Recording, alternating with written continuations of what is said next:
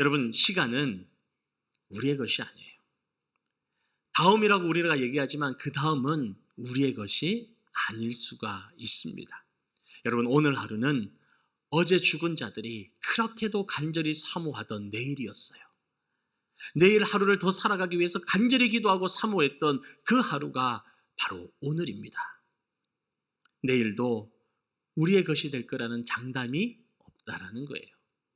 솔직히 여러분, 오늘 예배를 드리고 밖에 나가는 이 순간 여러분의 인생 장담하실 수 있으세요? 아무런 사고가 없다고 보장할 수 있으세요? 지금까지 그렇게 살아왔으니 그럴 거라고 생각하고 살아가는 거지, 내가 아무 일 없이 아무 탈 없이 걸어갈 거라고 장담할 수 있는 사람은 아무도 없다라는 겁니다. 그래서 마귀가 다음에 가면 되지 하는 것은 우리를 속이는 겁니다. 어차피 다음은 우리의 것이 아닌 줄 알기 때문에 그런 거예요. 여러분, 우리를 하나님으로부터 멀어지게 만드는 마귀의 모든 속삭임들, 그것을 분별할 수 있어야 됩니다. 그래서 마귀의 유혹과 전략에 넘어지지 않고 우리를 지켜서 날마다 승리하는 삶을 살아갈 수 있어야 되는 것입니다. 그렇다면 우리가 흔들리지 않는 승리의 삶을 살아가는 방법이 무엇일까요?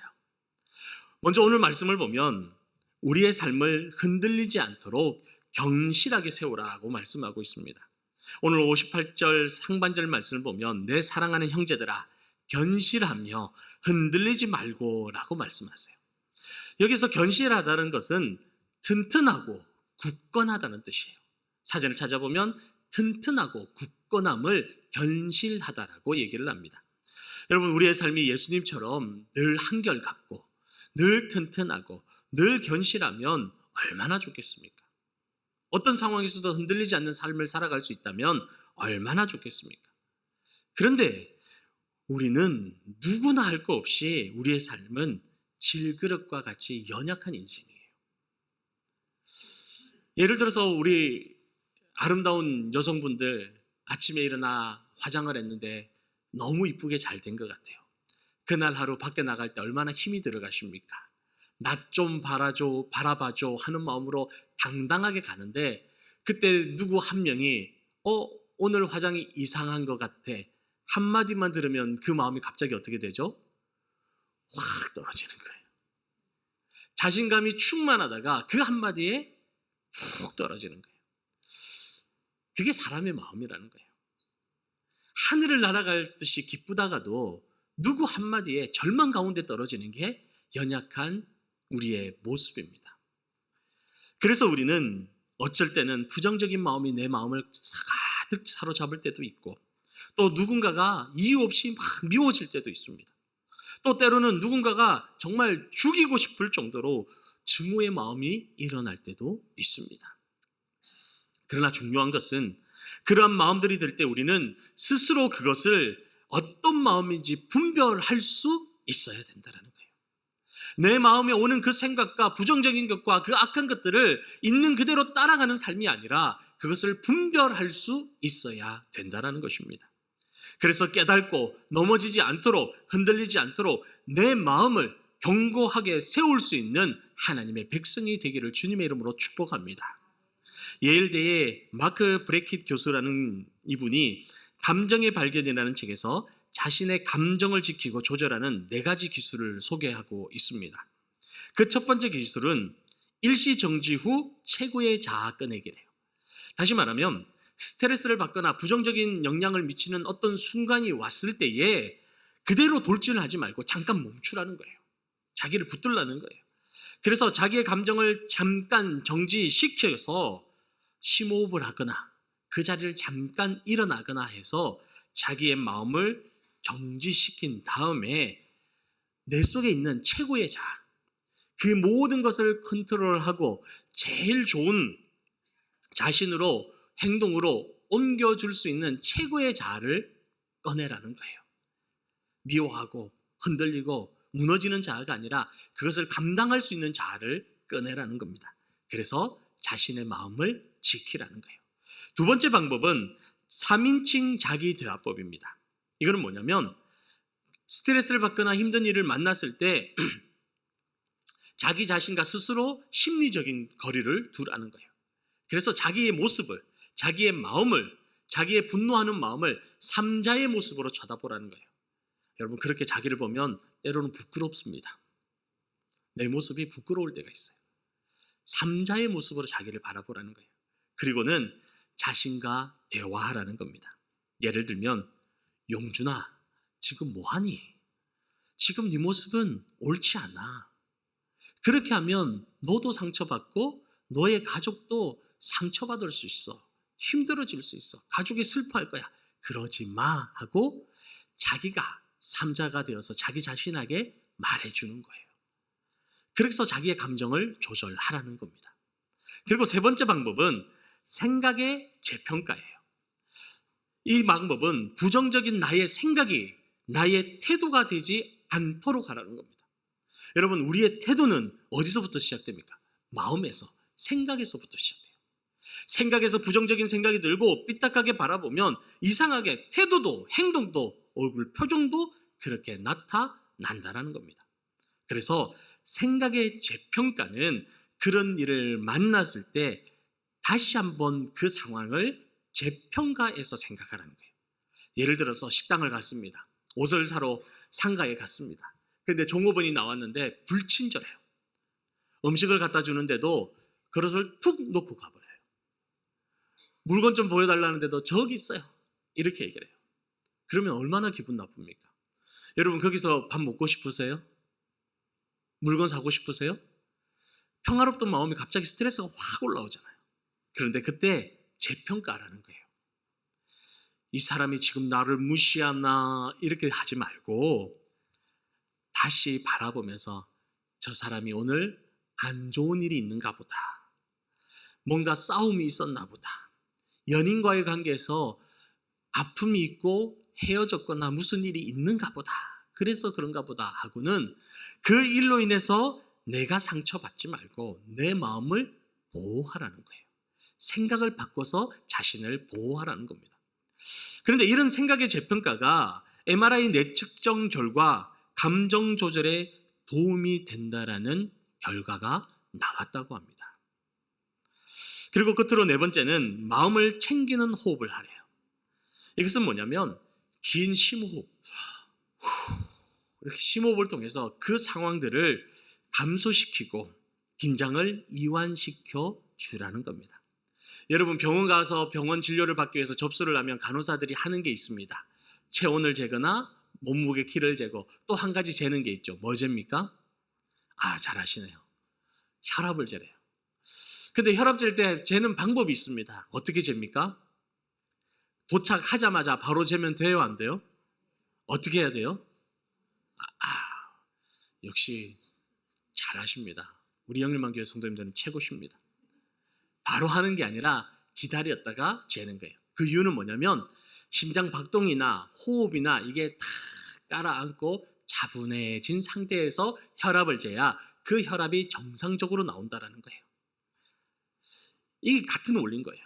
스트레스를 받거나 힘든 일이 있을 때 막 흥분을 내서 멈춤 없이 가는 것이 아니라 심호흡을 통해서 그 스트레스에 브레이크를 걸어주라는 것입니다. 이렇게 해서 자기의 마음을 다스리라는 거예요. 여러분, 이처럼 우리는 다양한 마인드 컨트롤을 통해서 또는 어떤 방법들을 통해서 내 삶을 흔들리지 않는 견고한 삶으로 만들어갈 수 있어야 되는 것입니다. 그렇게 마음과 생각을 조절하고 자신을 지키는 것은 정말 중요한 일입니다. 왜냐하면 우리가 우리의 마음과 생각을 지키고 견고하게 서 나갈 때에 우리는 충동적인 범죄를 예방할 수가 있습니다. 여러분, 우리가 뉴스를 보면 충동적인 범죄가 얼마나 많습니까?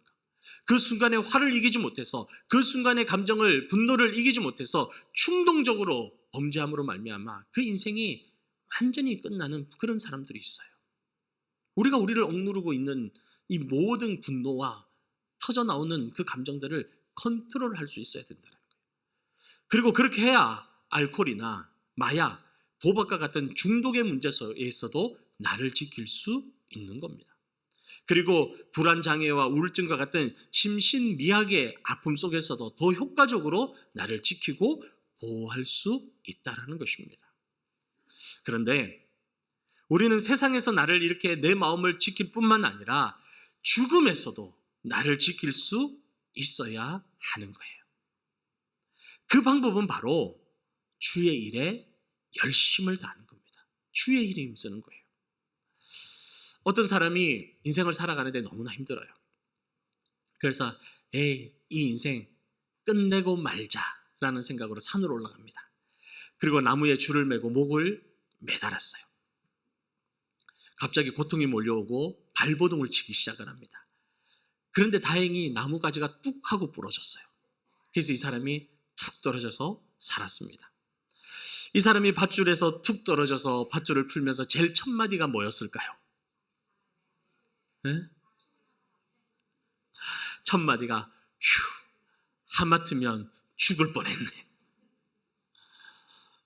이처럼 죽고자 하는 사람도 사실 죽음이 눈앞에 오면 두려운 거예요. 무서운 거예요. 왜냐하면 우리는 죽음이라는 것을 한 번도 경험한 적이 없거든요. 죽음 이후에 어떤 세상이 있는지도 알지를 못하거든요. 그러니까 죽음이 두려운 거예요. 죽음이 그래서 두려운 거예요. 그러나 우리 모두는 이 죽음을 피해갈 수 있는 사람이 아무도 없습니다. 혹시 여기서 나는 절대 죽지 않을 거다, 자신에게 손 한번 들어보시기 바랍니다. 아무도 없어요. 죽음을 피해갈 수 있는 사람은 한 사람도 없습니다. 그래서 어쩌면 우리는 이 세상에 태어나 성공을 향해서 걸어가는 것이 아니라 사실은 죽음을 향해서 걸어가고 있는지도 모르겠습니다. 제가 어떤 그림의 사파를 봤는데 그 그림에 시계가 있어요. 개종 시계가 있는데 그 추가 왔다 갔다 하는데 그 추 끝에 무엇이 달려 있느냐? 삽자루가 달려 있어요. 그래서 추가 흔들리면 시간이 갈 때마다 그 삽이 땅을 파는 겁니다. 땅을 왜 팔까요? 뭐 파는 걸까요? 무덤을 파고 있는 거예요. 내 무덤을 파고 있는 거예요. 그러니까 오늘도 지금 이 시간도 1분 1초가 지나가는 이 시간도 사실은 나는 어디를 향해 가고 있는 거예요? 죽음을 향해 가고 있는 거예요. 성공을 향해 나아가는 게 아니라 실상은 죽음을 향해 나아가고 있다는 것입니다. 그 시간이 좀 빨리 오거나 좀 더디 오거나 그 시간만 다를 뿐이지 그 죽음의 시간이 오지 않는 사람은 한 사람도 없습니다. 그리고 그 시간은 예고가 없어요. 언제 올지 몰라요. 저는 한 번씩 장례 예식을 치르면서 장례식장을 참 많이 가지 않습니까? 장례 예식을 치르면서 그런 생각이 들어요. 우리가 어릴 때는 학교 다니는 걸 꿈꿉니다. 그리고 시간이 지나서 학교를 다녀요. 그 꿈을 이루고 가요. 그리고 어느 날 결혼이라는 것을 생각하게 됩니다. 웨딩드레스를 입고 턱시도를 입고 그 식장에 들어가는 걸 생각합니다. 그런데 어떻습니까? 어느덧 시간이 되어서 그 시간을 보냈어요. 그리고는 아기를 낳아서 키우는 걸 생각을 합니다. 어떻게 생겼을까? 그런데 시간이 지나니 아기가 태어나서 지금은 장성하고 있어요. 그런데 저는 한 번씩 그것도 생각해요. 저 죽음의 자리, 저 자리에 내가 있을 날을 생각해 보는 거예요. 병원에 누워서 마지막 숨을 내쉬는 그 순간이 나에게도 온다라는 거예요. 지금은 건강하니 젊게 있지만 어느 순간 나도 저 자리에 누워서 가족들이 함께하는 그 자리에서 마지막 숨을 내쉬는 그 시간이 나에게도 온다라는 거예요. 온다라는 거예요. 저희 외할아버님이 돌아가실 때 찬송을 부르면서 돌아가셨어요. 그러던 중에 갑자기 하늘을 향하여 손을 착 드시고는 주여 주여 주여 하고 3번을 불렀어요. 그리고 가족들에게 인사를 하면서 주님이 데리러 오셨다고, 나 이제 간다. 그리고는 인사 다 나누시고 그렇게 가셨어요. 그리고 우리 친척 중 한 분은 코로나 시대 때 투병을 했어요. 암 투병을 하셨어요. 그러다 보니까 병원에 계신데 가족이 한 명밖에 없었어요. 아들이 있었어요. 그런데 한 번은 아들아, 오늘 예수님이 나를 데려가신다고 하네. 그래서 가족들을 얼른 불러 모았어요. 인사를 나누시고 나 좀 작게, 그리고는 주무시듯 하늘나라로 가셨어요. 가족들이 그 신호기가 없었으면, 맥박을 제거하는 그 기기가 없었으면 돌아가신지도 모를 정도로 평안하게 주무시면서 천국으로 가셨습니다. 여러분, 죽음을 피할 수 있는 사람은 아무도 없어요. 그렇기 때문에 우리가 이 세상을 살면서 어떤 업적을 이루어낸다고 해도 결국 우리는 죽음 앞에 다 서게 되어 있습니다. 내가 이룬 모든 것들이 아무런 의미가 없어지는 순간을 맞이한다라는 겁니다. 죽음 앞에서 모든 것이 허무해지는 겁니다. 그래서 영국의 정치 철학자인 토마스 홉스는 내가 만약에 온 세상을 가지고 있다면 단 하루를 살기 위해서 그 온 세상을 줄 수 있다라고 얘기를 했어요. 그리고 프랑스 문학가이던 볼테르도 내가 6살 동안만 더 살 수만 있다면 내가 가지고 있는 모든 소유의 절반을 주겠다라고 얘기를 했습니다. 그리고 애플의 창시자인 스티븐 잡스도 나는 성공의 정점에 올랐다. 그러나 내가 그토록 자부했던 그 모든 명성과 부라는 것이 곧 닥칠 죽음 앞에 흐릿해지고 의미 없는 것임을 깨닫게 되었다라고 얘기했어요. 여러분, 세상에서 이룬 모든 성공과 모든 부와 모든 명예는 죽음 앞에서 아무런 힘이 없다라는 겁니다. 그렇게 간절히 원했던 모든 사람들이 죽음을 맞이하고 이 세상에 아무도 없습니다. 여러분, 이것이 무엇을 말해주고 있습니까? 우리가 그렇게 애쓰고 수고한 모든 것들이 죽음에서 나를 구원할 수 없다라는 거예요. 없다라는 거예요. 내가 아무리 마인드 컨트롤하고 열심히 내가 모든 것을 지켜나간다고 할지라도, 차고 넘치는 것을 갖고 있다고 할지라도 나를 죽음에서 해방시켜 줄 수 있는 것은 하나도 없다라는 것입니다.